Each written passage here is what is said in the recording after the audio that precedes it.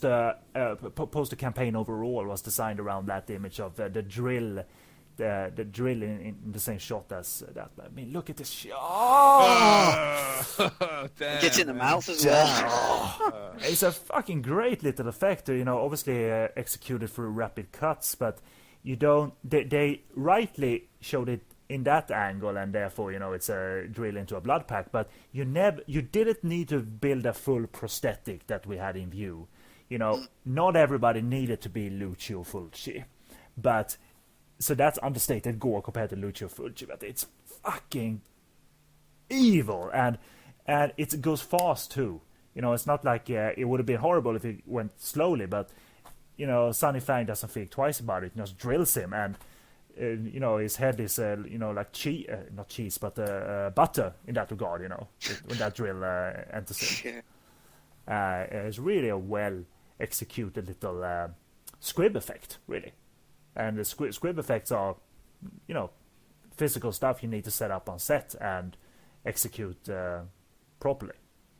And it's no, as we talked about many times, there's no better gags than physical gags. And it shows Hong Kong cinema, being a production line, a heavy-duty production line, but they knew their stuff technically, definitely, when they put the mind to it. Even if they shot this movie in a relatively short time span. I reckon this movie may be shot over a month, maybe 2 at most. Because obviously there's not a studio movie either. It's all on the streets without permits and what have you. And talk about now is well into becoming a numb animal. Now you're never seen Liu Weihong this way. And there's the sheer desperation on his face. Speaks 1,000 words. Yeah, and I mean, you saw this movie prior to the commentary for the first time, and I've said, Tom, essentially that all 10 people who have seen this movie kind of have loved it, and I guess you can relate to that. That it's kind of mind blowing, isn't it?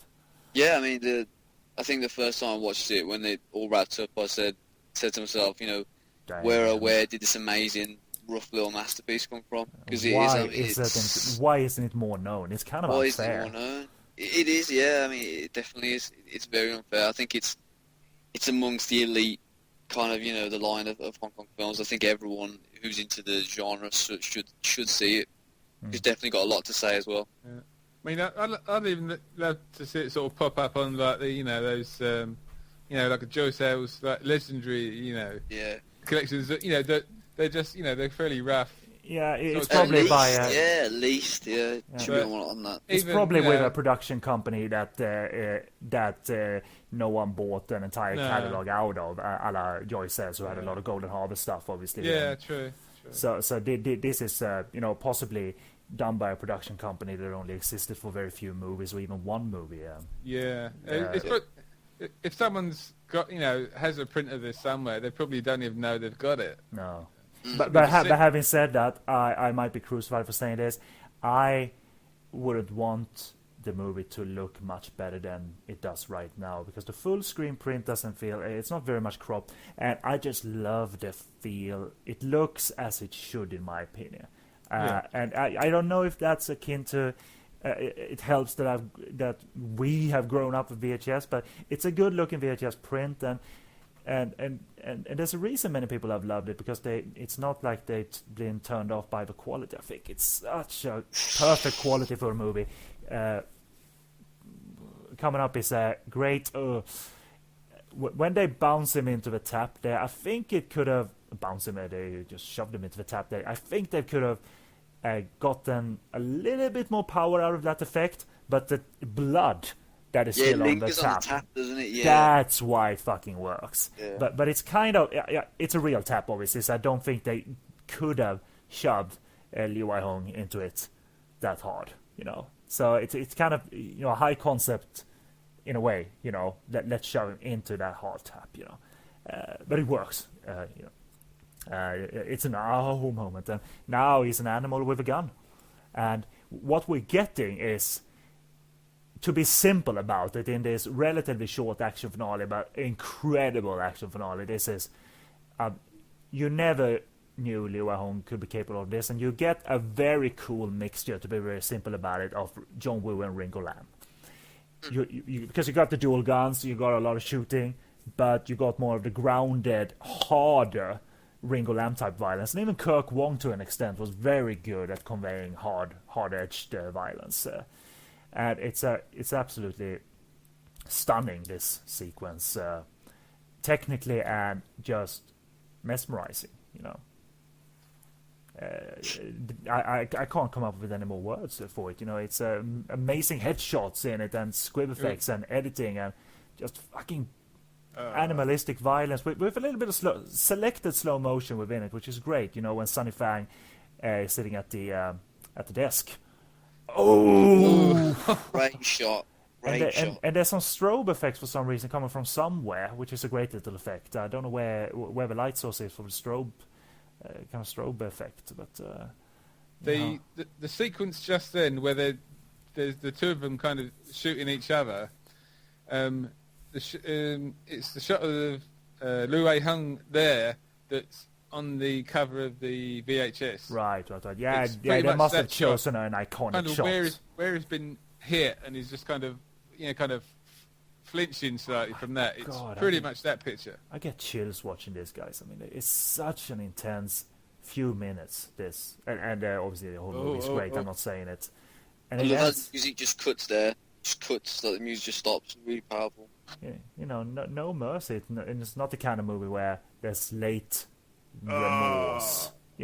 It's just kill animalistic violence. Animalistic violence is some of the best in Hong Kong cinema. I think the end of Hong Kong Godfather, the Long Gaian movie, at Shaw Brothers. I love animalistic Hong Kong violence. And who knew Liu Hong had this in him? Knowing him from various comedies and knowing that face is one of those comedic faces I don't like. And then you see this fucking role.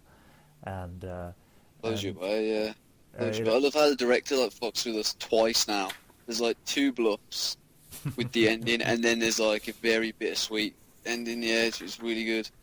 Yeah, so I won't. I don't have time to go into deep in depth for the action in terms of the action director's filmographies, but they do deserve a mention again. Ben Kong and Poon Kin Guan. They stage a variety of violent scenes throughout, and then blows us away with.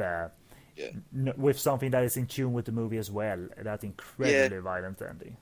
They're not isolated. I think with the action scenes, sometimes even if you get solid action scenes, they can be a bit isolated from the rest of the film, but they flow perfectly into the narrative. And guys and listeners, you really should look up these two guys on Hong Kong Movie Database. They did movies together quite often. So yeah. I mean, we really summarized all throughout that we absolutely love this film, and we hope that now that it's more available on the internet to view, that this commentary, along with the various torrents out there, and possibly the movie being on YouTube, I heard in full. I really hope you take time to watch this. It's if it's your thing, I don't know. Obviously, not everybody likes everything, but I really hope you take time to watch this. It's a hidden gem, and that's all I'm gonna say after speaking a whole lot. The hidden gem, absolutely fantastic. And so, what about you, David? It's a real surprise. If you like action, if you like violent action, you'll like this because it delivers on that. But it's a real surprise too. It's a real It's got hidden depths. Yeah, we have some time here after the end screen here. So, what about you, Tom? How do you sum it up?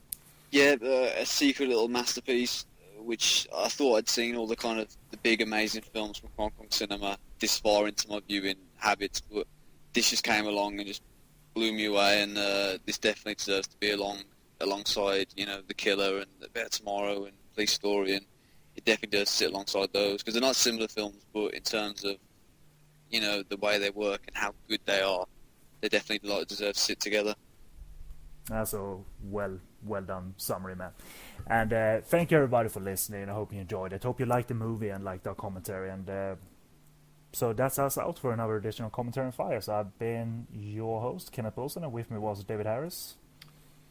Goodbye. And Tom Kent Williams. Tom KW and Hong Kong Dave. Bye, guys. Bye.